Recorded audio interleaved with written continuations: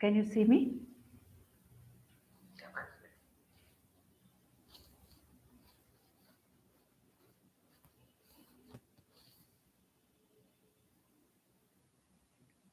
Okay. Fine. So shall I start? Yes, Okay. Yes. Thank you.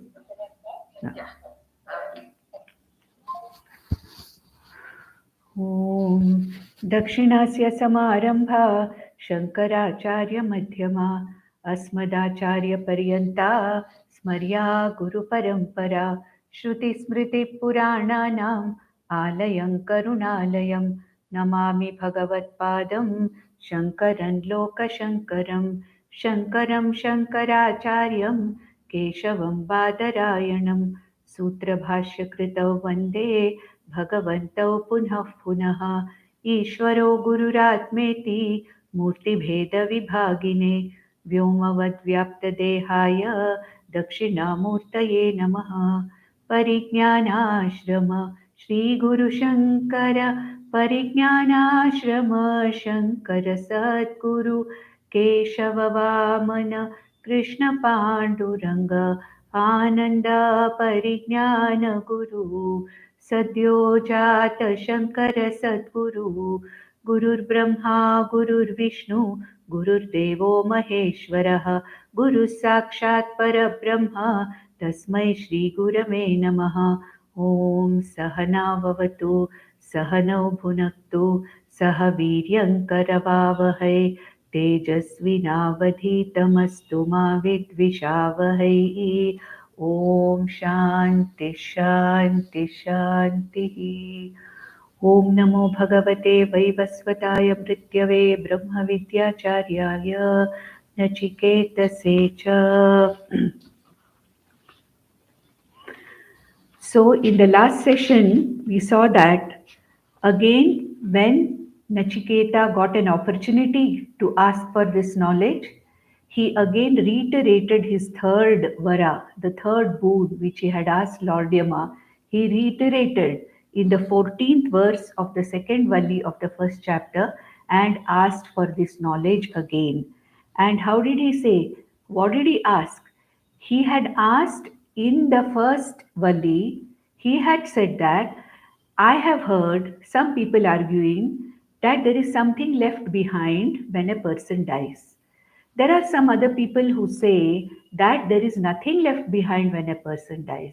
I want to know what of this particular these two ideas, which is the correct one, I want to know. That is how actually he had put this question in the first valli of the first chapter. But ultimately, we have to understand that what Nachiketa wanted to know was about this Atman, about Brahman. We have to see one thing that when a body dies, when a physical body dies, there are two things. There is a Sukshma Sharira and a Karana Sharira, which is there, which is waiting to travel along with all the Sanchita Karmas. This Sukshma Sharira, Karana Sharira, the Chidabhasa, you know what the Chidabhasa is. We have already described it both in Bhagavad Gita as well as Viveka Chudamani. So the Sukshma Sharira, the Karana Sharira, the Chidabhasa, and all the karma, Sanchita karma package, all of them bundle up together and travel, leaving the physical body. This particular group of Sukshma Sharira, Karana Sharira, Chidabhasa, and also the Sanchita karma bundle, this whole thing is called as the traveling Jiva. So naturally, the Jiva is left behind. The Jiva travels, goes to various fields of experience called as various lokas, whatever it is, and exists in a potential form, temporarily exists in a potential form in Prakriti or Maya. And whenever the prarabdha karmas for that particular jiva have fructified, then this jiva embodies itself into another body and appears as another body mind sense complex. So, this is one thing which is left behind.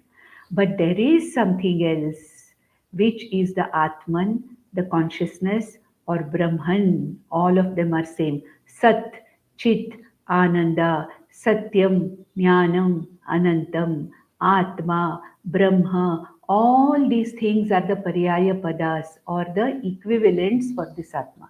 This consciousness or Atma, which is my real nature, which is the real me, that is the one thing which never really changes, which never really travels, which is just there irrespective of whether the physical body is there or not, whether the traveling jiva is there or not. This Atman is something which is all the time there.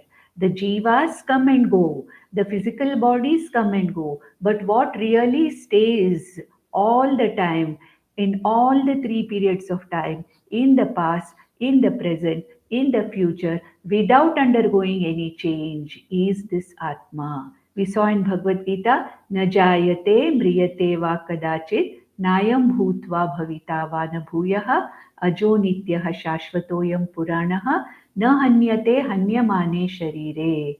The Sharira is the one which dies, whereas the Sukshma Sharira, which is called as the Jiva, travels, and that which neither travels, that which is neither born, that which does not embody itself again, but that which stays without any vikaras, nirvikari, is this Atma. And that particular verse is going to come again in the 18th verse. The Atma description of Yamadharmaraja is going to be the same as we saw in Bhagavad Gita. We'll see that later. So here, which is it that Nachiketa is asking for when he says that there is something left behind after the death of the body? What is it that he wants to know about?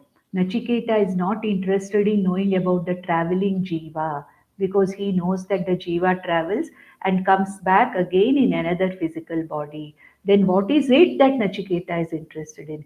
Nachiketa is interested in knowing about this Atma, which is neither born nor travels.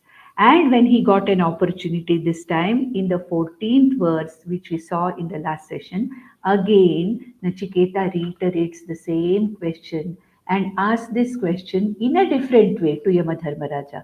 How does he ask that question? He says, we'll read that again because it's a very important verse, and we can say this is the beginning of the teaching where the Shishya is asking for that knowledge again from the Guru. He has already asked that, but still again, the second time, the Shishya asks for this knowledge. And what does he say? Anyatra dharmad, anyatra adharmad, anyatra asmat krita kritat, anyatra bhuta cha bhavya cha, yattat pashyasi tad vada. So, hey Guru, hey Acharya, hey Yamadharma, what is it that I want to know about? I know that there is a tattva. I know that there is something which is anyatra dharmat, anyatra adharmat. There is something which is beyond dharma and adharma. Now, what is the meaning of dharma and adharma here? Let us understand it as punya and papa. We know that by doing the dharma karmas, as told in the Veda Purva, one accrues punya, and with that punya, the person is able to travel to higher lokas or get a very good quality of life here only in this jagat, in this world also. So all his eshanas are fulfilled, the putraishana, the vittaishana, lokaishana, all these desires for progeny, for arthakama, they're all, absolutely fulfilled. So, this accrual of all that is conducive, that which gives me sukha in life, is called as punya. And punya is something which is accrued by following a dharmic way of life. Therefore, when we say dharma, it also means punya. Who acquires punya and papa? Not the Atma. It is the Jiva which acquires the punya papa and travels to various lokas depending upon whatever punya it has accrued or papa it has accrued. Why? Because Jiva is the Karta. Jiva is the one who is the doer. The one who is the doer becomes the bhokta. Jiva being the Karta does dharmic actions or adharmic actions, and Jiva being the bhokta accrues punya or papa. But here Atma is something which we already know is a Karta. Again, Yamadharma is going to talk about that in the future verses also. So here, Atma is something. Atma is that Tattva. Atma is my Swarupam. Atma is that consciousness which is not the Karta, which does not really do any action. It is not a doer of any action, nor is it an experience of the results of any action. Therefore, this he knows. The definition of Atma Nachiketa knows. So, what is he doing here? He is defining the Atma and asking Yamadharmaraja to explain to him that which he has defined. So, that which is other than Papa Punya, that which is not a Karta, that which is not a bhokta, that which is not the accruer of punya papa. What is it? Anyastra asmat krita akritacha. That which is neither a product nor which is a cause. Krita means product. Akrita means cause. Karya karana. Krita means karya. Akrita means karana. That Atma which is neither the karanam nor the karyam for anything. Anyatra bhutacha bhavyacha.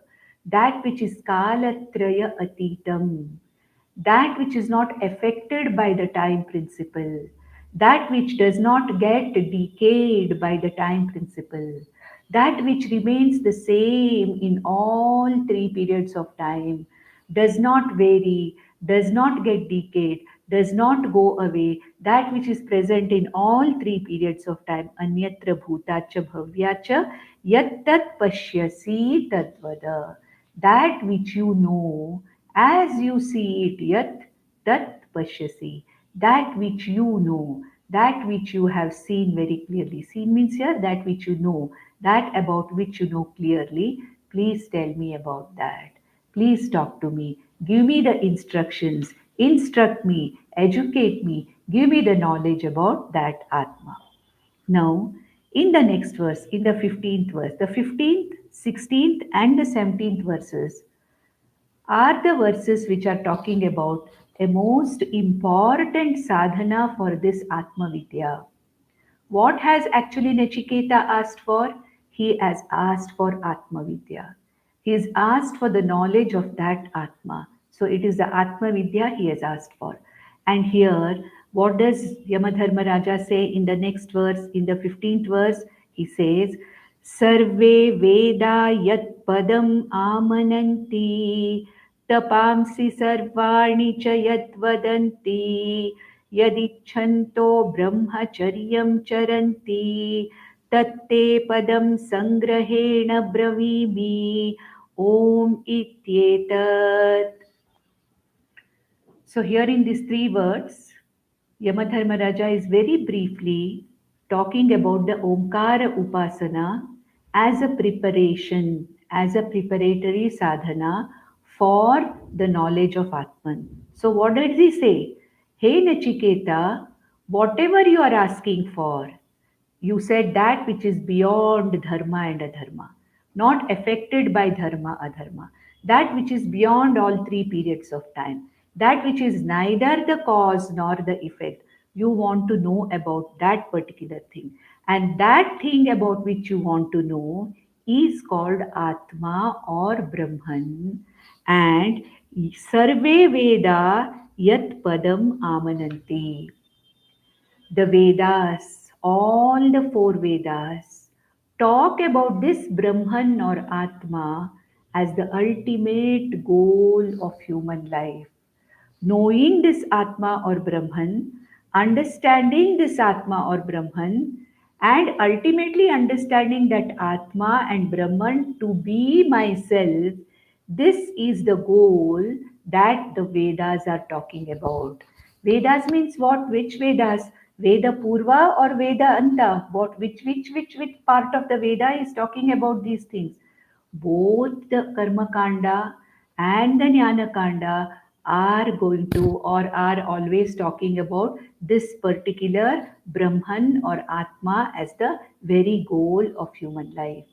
Now you may say, Veda Purva talks about various karmas. Veda Purva is called as Karma Kanda. Veda Purva talks about karmas and upasanas to fulfill the material purusharthas. That is what we have been all the time discussing. Yes, that is true. Veda Purva basically addresses to a person who still has dharma, artha, kama purusharthas, or artha kama, let us say, artha kama purusharthas.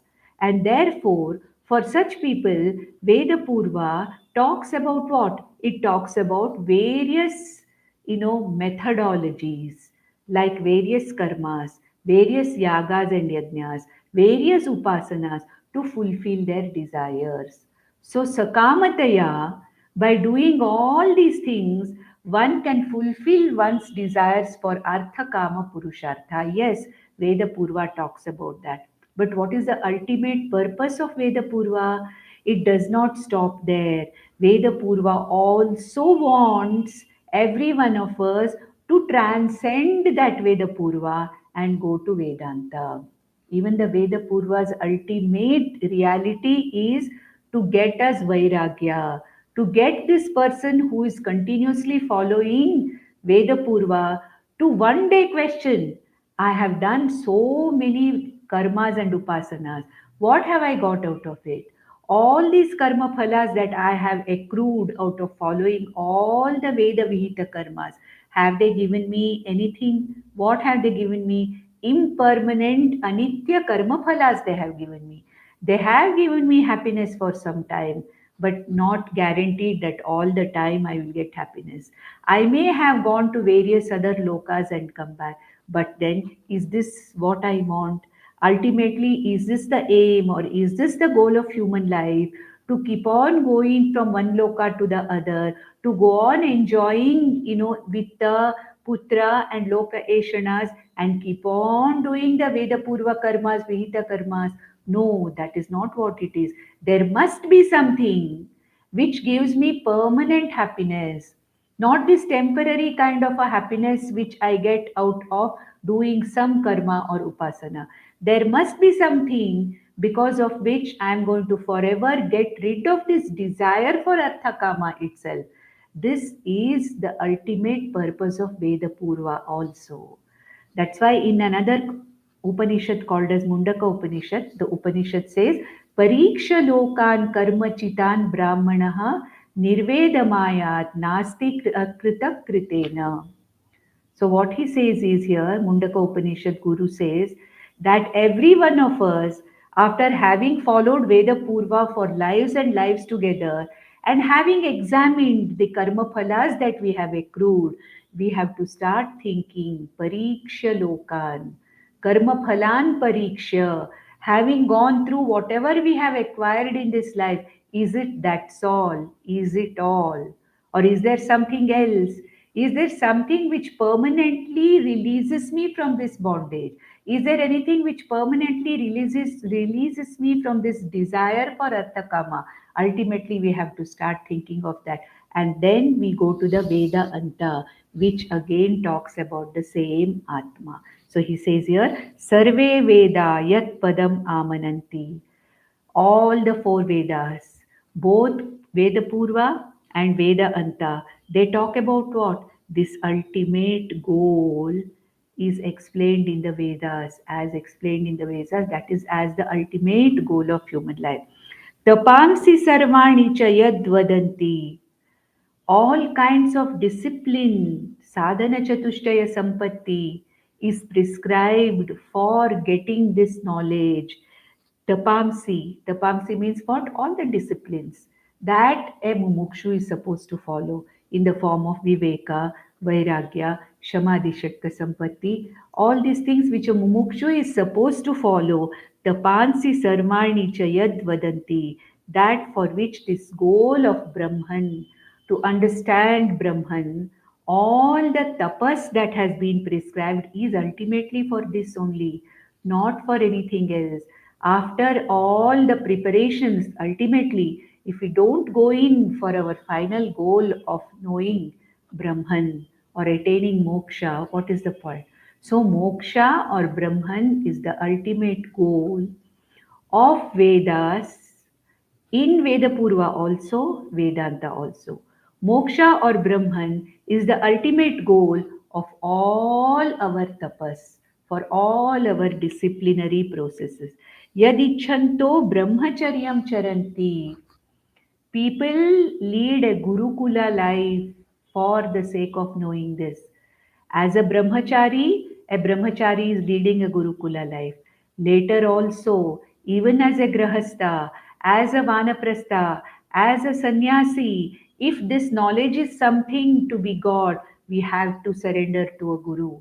We have to surrender to the Shastra, and maybe we have to be in regular and continuous contact with the Guru. Therefore, what he says, Yad ichantaha. Yad ichantaha means Yad padam ichantaha.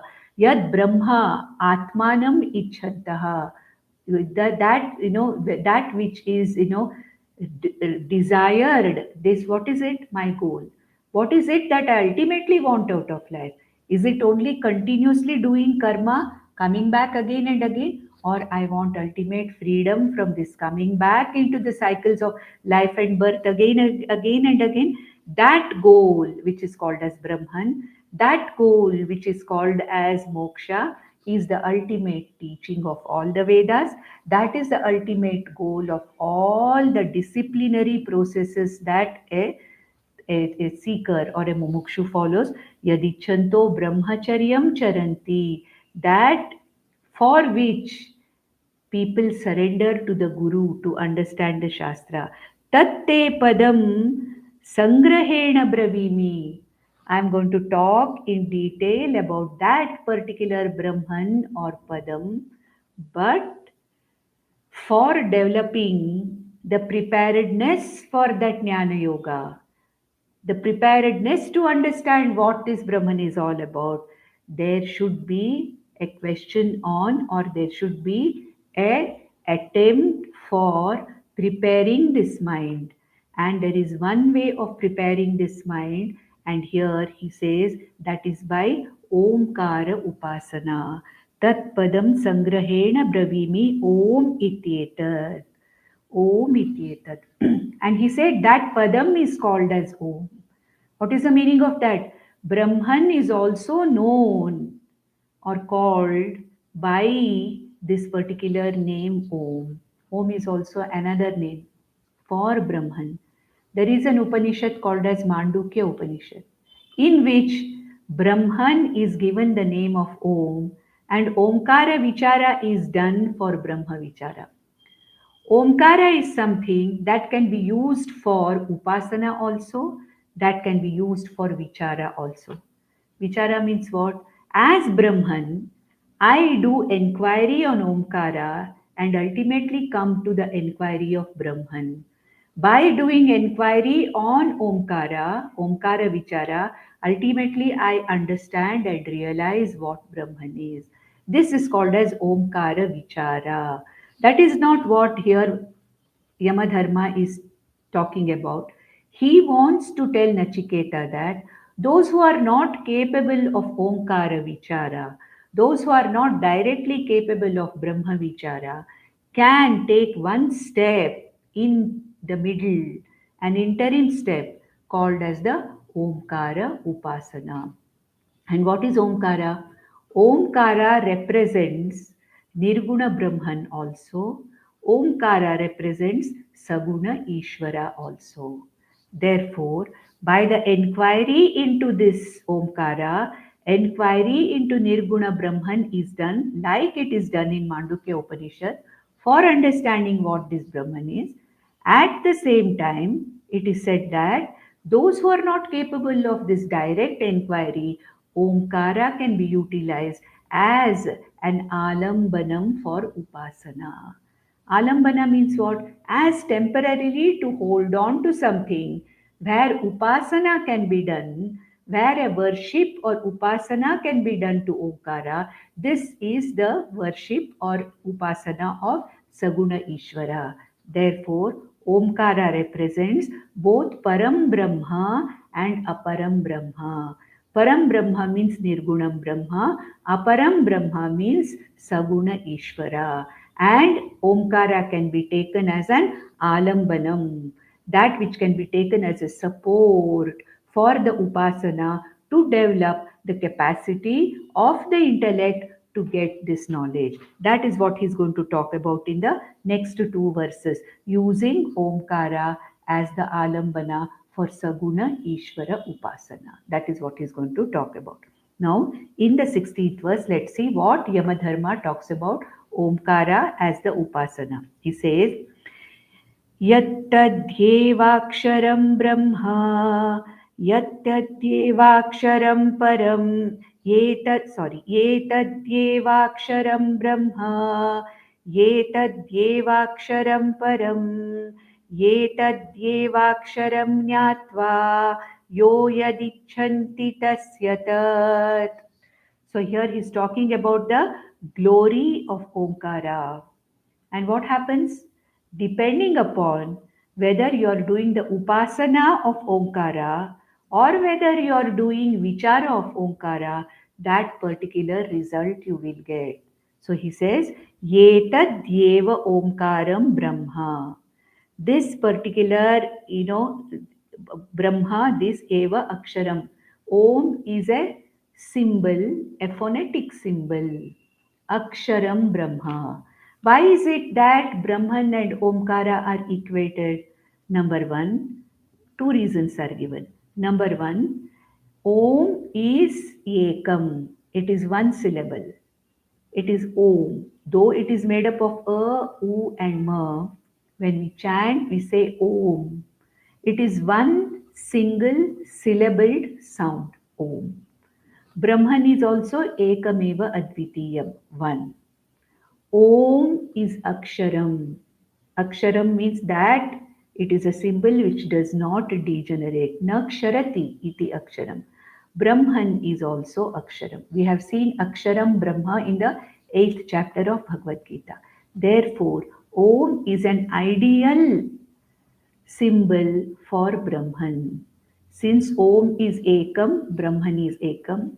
Om is Aksharam, Brahman is Aksharam.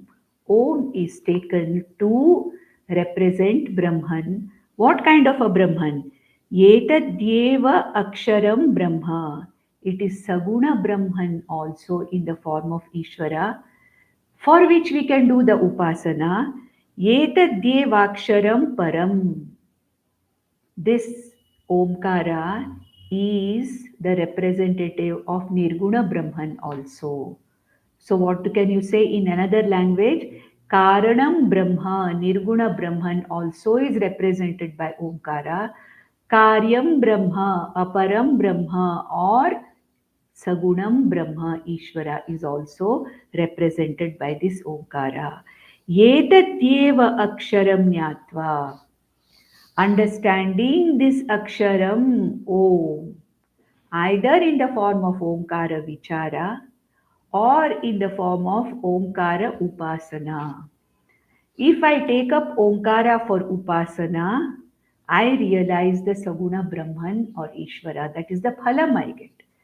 If I utilize Omkara for Nirguna Brahma Vichara, after having fully prepared myself for this Vichara, then also the same Omkara Vichara gives me my final goal. I attain my final goal of Brahman or Moksha. What does it mean, attaining Moksha? Attaining Moksha means I understand that my ultimate nature, my real nature is nothing but Brahman. See, there is nothing called attaining a Moksha or getting a Moksha. It is understanding that I am already Mukta. I am the Mukta Swarupa. Nitya Shuddha Buddha Mukta Swarupa Atma Aham is Asmi. Iti, this knowledge itself, this understanding itself is called as Moksha. So, this Omkara can be utilized in two ways. One for the sake of Upasana on Ishvara, by doing which I attain the Saguna Brahman.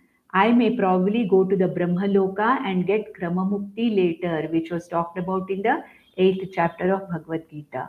Or in this life only, because of my Upasana on Omkara, I get the capacity or the preparation of the mind to go on to Omkara Vichara, as it is done in Mandukya Upanishad. So he says, Yetadyeva aksharam nyatva, knowing this Omkara, Aksharam Omkara, either as upasana or in the form of understanding and knowing this, yo yadichanti tasyatat, whatever he wants, whether he wants to attain Saguna Ishvara, attain Brahmaloka, highest loka, and then get the Kramamukti out of there, or whether I want to know my final goal of Atma Swarupa right now, depending on whatever I use the Omkara for. Depending on that, I get the result that I want. But at the same time, Omkara Upasana also can be used as an interim Upasana for preparing the mind, my mind, for the ultimate knowledge of Omkara Vichara. So, what he's saying here is, hey Nachiketa, I'm going to tell you now whatever you want. That Brahman, which is talked about in all the Vedas, that Brahman, which is the ultimate result of all tapas, I'm going to talk to you about that. But may you also know during this discussion that there is something called as an Omkara, which can be used as an alambanam symbol, a symbol alambanam for the sake of either upasana or for the sake of knowledge. And this Om is something which is given as a name to Brahman. Om is the Abhidhana or the name, and Brahman is the Abhidheya, the meaning of that Akshara called as Om. That's what it is called in Mandukya Upanishad.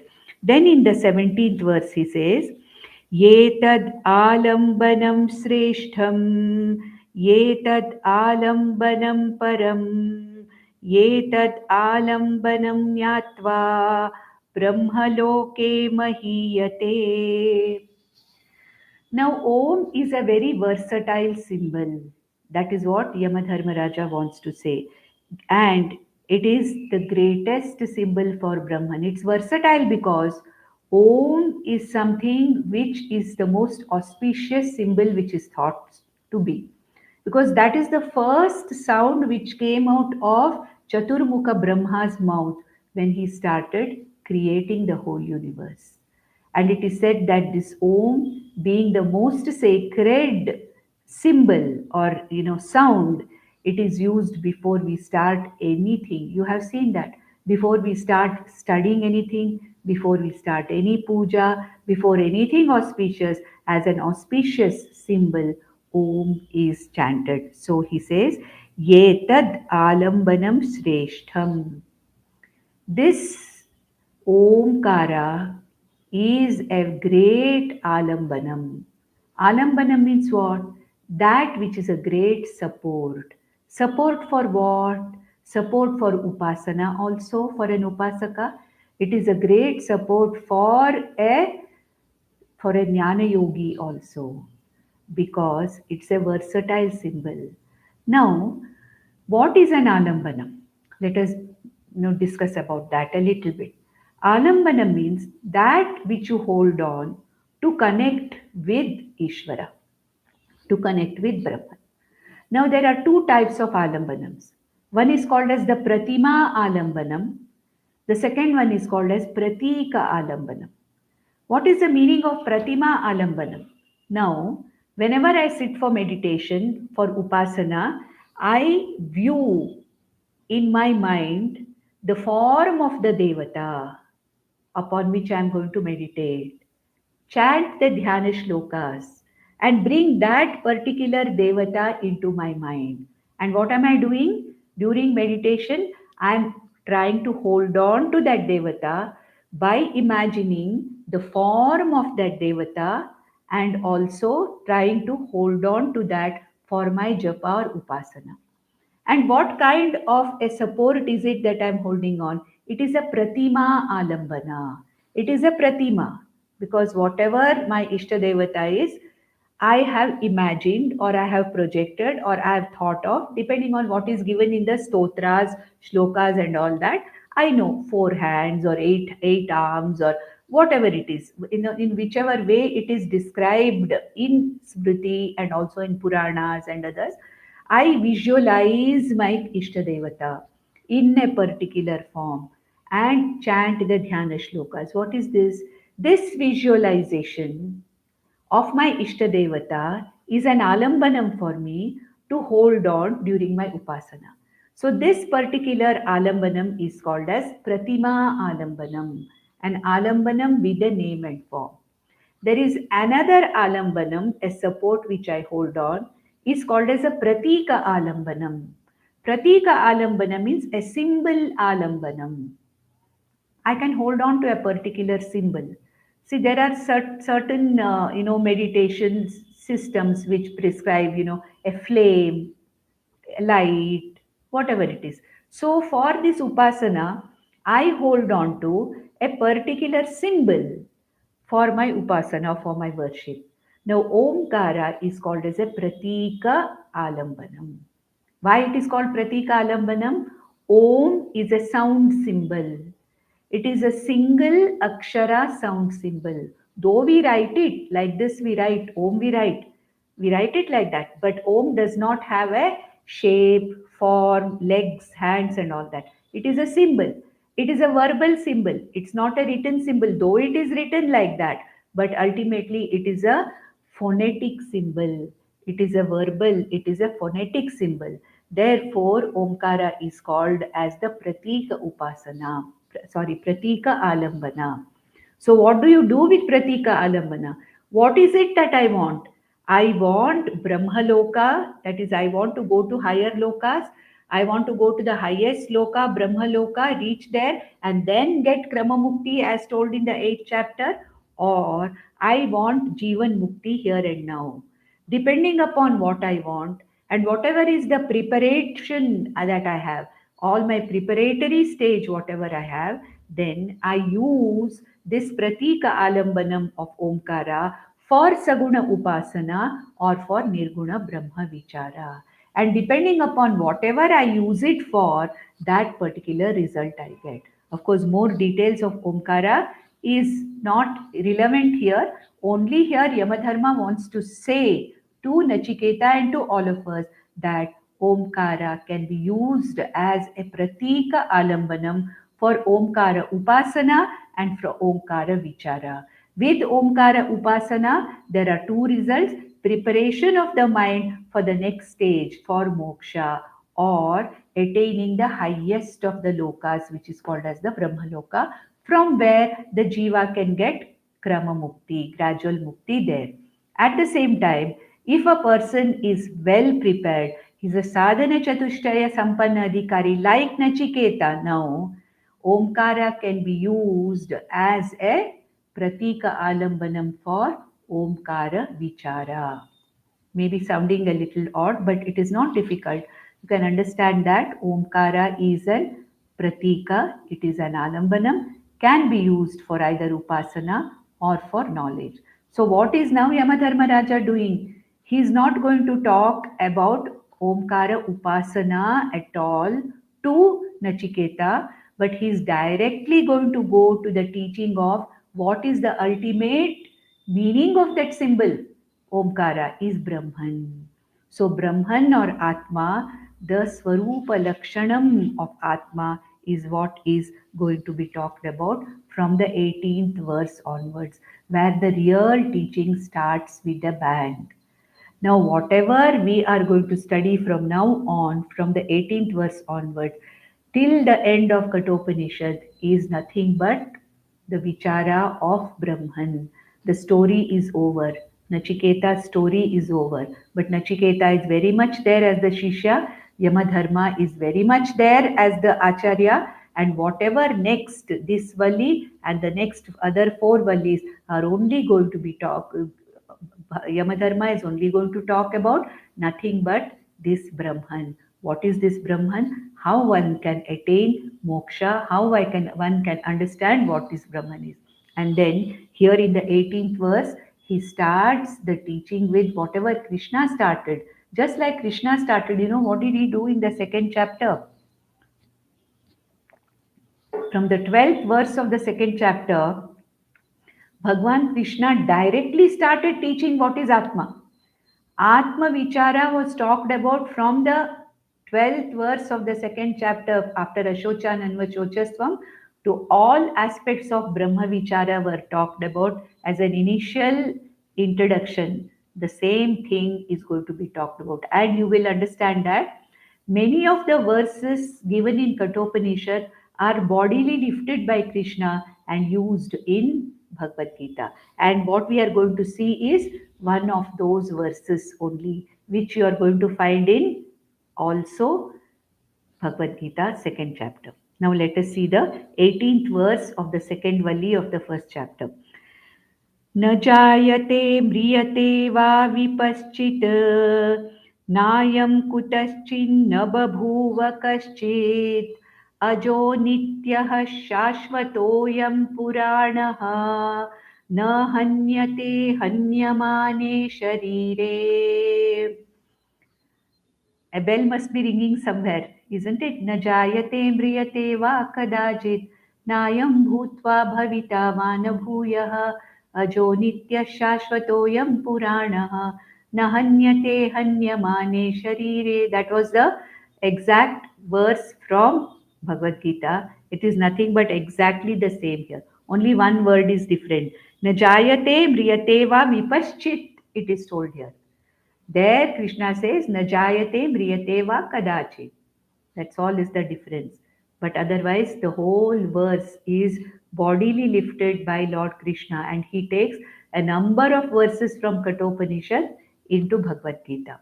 So now, the Swarupa Lakshanam of Atma. What is this Atma? What are the Lakshanas of this Atma? That Nachiketa asked for. Please remember, Atma and Brahman are one and the same. Atma or Brahman is that which remains without traveling, which remains even after the death of the body. That is what Nachiketa wants to know. And that Atma or Brahman is being talked about by Yamadharma now. And what does he say here? He wants to explain the Nityatvam of Atma in this verse. Nityatvam means what? That which is, eternal. Atma is eternal. Atma is something which doesn't, waste away. Atma is something which is nirvikari. No changes take place. That's what he wants to explain here. Atma is nityam. It is present in all 3 points in time. It's not as if it was not there before, it appeared with the body and disappeared with the body. No. Nityatvam of Atma is one thing which he wants to talk about here. Secondly, he wants to talk about the nirvikaritvam of Atma. Thirdly, he wants to talk about nothing ever happens to Atma, even if something happens to the body. Though this Brahman or Atma is so closely associated with the Jagat, with the body, mind, sense complex, whatever happens to the body, mind, and sense complex, nothing happens to the Atma.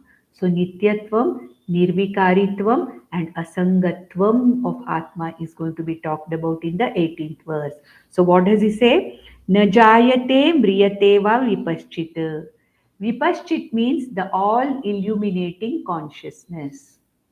This self-revealing, all illuminating consciousness, this Atma or this Brahman, which illumines this body, mind, sense complex and illumines the entire Jagat, this all illumining Atma, na jayate, na mriyate va. It is neither born nor does it die. That means what? It is birthless, it is deathless. So all the other vikaras are also taken care here. We already know that what are the Shad vikaras? What does the body go through? The body, mind go through what? Body, mind, sense complex or anatma or matter principle, which we have already studied in Gita and also in Vivek Chudamani. What are the 6 vikaras? Asti, jayate, vardhate, viparinamate, apakshiyate, vinashyati. Asti exists in a potential form in the womb of the mother. Let us take the body, mind, sense complex. Jayate it is as though born. Vardhate, it grows. Viparinamate, it changes into adulthood. Apakshiyate, gradually over a period of time it starts degenerating. Vinashyati, ultimately it dies. So all the body mind sense complexes, all the anatma, all the matter principle is going through what? Is going through these six vikaras called as Shad vikaras. Whereas Atma, being pure consciousness, being not a matter principle, does not go through any of these six vikaras. And therefore, what does he say here? Na jayate, na mriyate. When you negate the first vikara and the last vikara, the four in between are automatically negated. When you say Atma is not born, Atma does not die, what does it mean? It is all the time there. There is no question of Jayate, Vardhate, Viparinamate, Vinashyati, Apakshiyate, all this is not there at all. So, by saying Atma is neither born nor does it die, what does Yama do? He negates two important changes of birth and death for Atma, and with that we have to understand that the other four vikaras also not there. So vipaschit means what? This consciousness, this all illuminating consciousness is neither born nor is it, does it die. So it is devoid of all vikaras. Therefore, what is Atma? It is nityam and it is nirvikari. No vikaras are there. Shad vikara nayam kutaschit nababhuva kaschit. It did not come from anything because it is not born. When something is born, it comes out of something. So nayam babhuvaha, nayam kutaschit, na babhuva kaschit. It did not come out of anything. It is not the karyam of anything. Na babhuva kaschit. It is not going to become anything. It's not going to give rise to anything. So it is not the karanam also. It is not the karyam. It is not the karanam. Because it is not born at all, it cannot be a karanam. That's what Mandukya Upanishad says. That which is not born can never be the cause for the birth of anything else. Similarly, here also he says, Yamadharma says that Nayam Kutaschita. It did not come from anywhere. Atma was not born from anything. Na babhuva kaschita. It is not going to become anything or change itself to anything else. Ajaha. It is unborn. Nityaha. It is eternal. Eternal. Not coming and going. That is why moksha is also eternal. I am already Mukta Purusha. When I say attaining moksha, if I attain moksha, I can lose it anytime. What is attaining moksha? Understanding that I am this eternal Brahman. I am this eternal Atma. This understanding itself is moksha. I am already free. I am already a Mukta Purusha. So ajaha, nityaha, shashvataha. Shashvataha means what? For which there is no decay. That which is ever there. When something can be ever there, that which does not decay. Sometimes you may say there are things which are there for millions of years, like this earth is there, this solar system is there, this universe is there for millions of years, but you are seeing continuous decay. And that millions of year existence also, ultimately it is going to decay and go. And the decay of the universe every day we are seeing, though it is millions of years of lifetime. Our own body we are seeing every day it is degenerating and it is going away. It is not Shashvata, we know that. The Jiva also which travels again and again and comes back into this, but that is also not Shashvata. At the end of the creation, that is also going to go into a potential form. Therefore, he says is Ajaha Nityaha Shashvatoyam. Shashvata means that which is present the way it is, which does not undergo any decay. Puranaha always stays young, growthless, that which is growthless, for which there is no vriddhi. Ajaha, unborn. Nityaha, eternal. Shashvata, for which there is no decay. Puranaha, for which there is no vriddhi or growth. Na hanyate hanyamane sharire. No afflictions. Nobody can harm this Atma. Nobody can kill this Atma. What can be harmed, what can be deformed, what can be injured, what can be killed? It is the body. Hanyamane sharire. Na hanyate atma. Atma is very close to the shariram, but na hanyate. It does not get afflicted by the afflictions of the body, mind, sense complex. Atma, Brahman, does not get afflicted by the decay of the universe for which it is adhishtanam. It is not affected by the body, mind, sense complex for which it is the adhishtanam. Atma or Brahman is the very content of this entire universe, including this body, mind, sense complex. But the conditions of the container world and the container body, mind, sense complex do not affect the Atma in any way. Therefore, what is Atma? It is Ajaha, it is unborn, it is Nityaha, it is eternal. It is something which did not come from anywhere, and it is not going to become anything else. So it is not karyam of anything, it's not the effect of anything, nor is it the karanam of anything. And also at the same time, it is not dead, does not undergo any of the vikaras. So Nitya Atma, Nirvikari Atma, Asanga Atma, that not afflicted by the matter principle, in and through which this consciousness principle is there. That is what is told in the 18th verse. And in the 19th verse, same thing again, one more.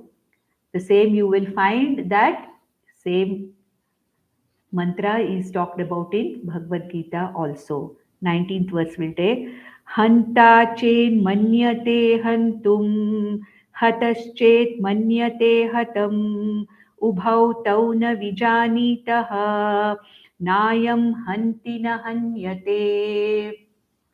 So here Yamadharmaraja wants to tell Nachiketa that Atma or Brahman is neither a Karta nor a bhokta. What did we see in the 18th verse? We saw that Atma, Brahman, is Ajaha, unborn, Nirvikari, does not go through any of the vikaras. It is Nityam, it is eternal. So Nityam, Nirvikari, Asangatvam was talked about. Now, because of the same thing, because it is Nitya, it is Nirvikari, it cannot become the doer of action, nor can it become the experiencer of any action. Therefore, Atma, Brahman, is not a Karta, not a Bhokta. Then who's a Karta and Bhokta? The body, mind, sense complex. The Jiva is a Karta, the Jiva is a Bhokta. Atma is not the Karta and the Bhokta. That is what is going to be talked about here. And what does he want to say? Atma does not do any action, he wants to say. He wants to say that Atma is not the doer of any action, nor is it the receiver of the result of any action. So it is neither Karta nor Bhokta. And which kind of action does Yamadharma take? He takes the action, the grossest action, that action which is probably the worst action one can take, one can talk about a killing action. Of course, Yamadharmaraja is also Mrityu Devata. Naturally he has talked about killing. He does not kill. I mean, when my prarabdha is over, this body dies. But then he, being the Mrityu Devata, he wants to talk about Mrityu. Same thing Bhagwan Krishna takes in Bhagavad Gita. Same verse is bodily lifted in second chapter of Bhagavad Gita, because there it is a war situation. And in war, so many people are going to be killed. So there is a killer, like Arjuna is worried that he's killing his grandfather, he's killing his gurus, he's killing his cousins. So killing is the action which is going to go on there in the Mahabharata field. Therefore, there also Lord Krishna finds that this is an appropriate verse to be taken from Kathopanishad to say that Atma is not the doer of any action. Atma is not the Karta. Atma is not the recipient of the phala of anybody else's action also. Atma is not the recipient of anybody else's action. If a person hurts me, at the most he can hurt my body, he can hurt my mind and sense complexes. He cannot hurt Atma, which is the real me. By words, one can hurt my mind. By actions, one can hurt my body. But then I, the Atma, is not hurt by any of these things. So Atma is not the Karta or Bhokta, is what is going to be talked about in the 19th verse. Another Swarupa Lakshanam of Atma. What does he say? Hanta chet manyate hantum. Okay, and hataschet manyate hatam. If a person thinks that he is killing somebody, hanta chet manyate hantum. I am going to kill, like Arjuna said, I am going to kill all these people. So, if Arjuna is going to think that he is going to kill all these people, hanta chet manyate hantum. I am going to do this action of killing. Hataschet manyate hatam. If the person who is going to be killed or killed thinks that I have been killed by that particular person, ubhau tauna vijanitaha, both of them do not know. Why? One thinks that he is the doer of the action, the other thinks that he is the recipient of this person's action. Ultimately, who's the doer of the action? The body mind sense complex of Arjuna in Bhagavad Gita is the doer of action. And all those enemies on the other side are the recipients. What part of this? The body mind sense complex is the recipient of Arjuna's action. Therefore, actually speaking, Arjuna as Atma is not the killer, and all those Bhishma Dronadi as Atmas are not going to be killed. Similarly, if somebody hurts me, that hurt can be only for the body mind sense complex. It is not for me, the Atma, which is the real me. So, Atma or Brahman is neither the Karta nor the Bhokta. That is the meaning of this particular 19th verse. So, Hanta chek manyate hantum, hatas chek manyate hatam. That I am going to be killed or I am killed by the action of this person. Ubhau tauna vijanitaha. Both of them do not know because both of them are thinking that I am the Karta, one person thinks, I am the Bhokta, one person thinks. The Karta does not know that it is the body mind sense complex, Anatma, which is as though doing the action. I, the Atma, is the Sakshi Chaitanya Atma of that action also. I am Asangaha, Nirvikari, therefore I cannot do any action. Similarly, the person who is affected or afflicted by the action, if he knows I am that Atma Brahman, I cannot be afflicted by anybody else's actions, then this is real knowledge. That's why it is very helpful for us in our daily transactions also. Because guilt and hurt are something which is all the time, troubling us. I should have done this. I should not have done this. I did this. I did that. That's why this happened. The guilt is all the time there. According to the Prarabdha, this body mind sense complex has done something. Atma is not responsible for that action. At the same time, depending upon the Prarabdha of the other person, he or she has been the recipient of my action. And who is the recipient? Not the Atma, but the body mind sense complex of the other person. Therefore, there is no question of any kind of a hurt or guilt. When I become the victim of somebody else's action, I suffer from hurt. When I become the doer of somebody, an action which hurts somebody, I say I regret. I am suffering with regret. Therefore, when I understand that I, the Atma, am neither the Karta nor the Bhokta, it is merely the Anatma which is the Karta and Bhokta, and I, the Atma, is that pure consciousness, Asanga Atma, Nirvikari Atma, which is not affected by any action of the body mind sense complex, then such a person knows. As long as, a person thinks that I'm the doer and has any kind of a guilt or regret, Ubhautau na vijanita. Another person thinks that somebody has hurt me. Both of them do not know. Nayam hantina hanyate. There is nobody who hurts, nobody who injures, nobody gets injured. The body mind sense complex gets injured. The body mind sense complex is pain, but I, the Atma, is a karta, a bhokta. So in these two verses we saw Nirvikaritvam of Atma, Nityatvam of Atma, Akartritvam, Abhoktritvam. Four aspects of Atma Swarupa we saw. We'll stop with this and take the next verses in the next session. ॐ नन्दन्तु साधका सर्वे विनश्यन्तु विदूषकाः अवस्थाशाम्भवी मेस्तु प्रसन्नोऽस्तु गुरुः सदा सर्वे भवन्तु सुखिनः सर्वे सन्तु निरामयाः सर्वे भद्राणि पश्यन्तु मा कश्चित् दुःखमाप्नुयात् ॐ शान्ति शान्ति शान्तिः।